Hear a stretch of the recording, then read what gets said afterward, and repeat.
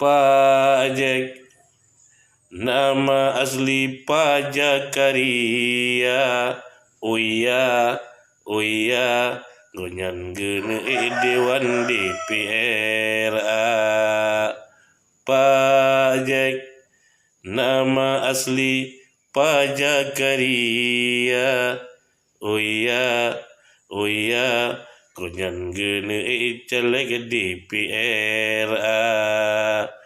Pak Jack.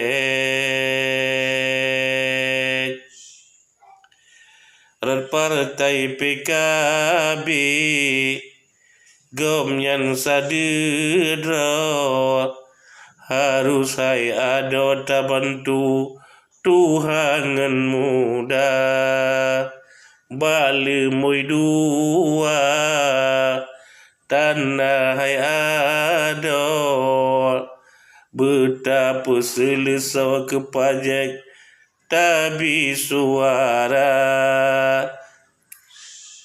harus kegonyan suara tabi mudangan mudi kepajak bantu berata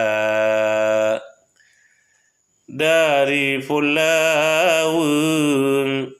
sampai Usigli olehnya lagi Pidi Jaya tapi suara Pak Jakaria Ketua PMI yang kesinan di Pidi hai abi gopnya letema mandung getanyo inangan agam wajib tersumbang ke gomnyan tabi suara Pak Jack. Nama asli Pak Jakaria. Oh iya, singan putih tabi suara Pak Jack. Apalah guna lemari kaca kalaulah tidak Umi disimpan kain untuk dah apa napa Jakaria kalaulah kita kasih untuk orang lain apalah guna nomor dua untunglah apa kita kasih untuk yang lain dengan abang inangan agam mandum tersumbang ke pajak tabi suara ni bauroha suara tabi Umi dan Abi memandum bersama rata Pak Jack.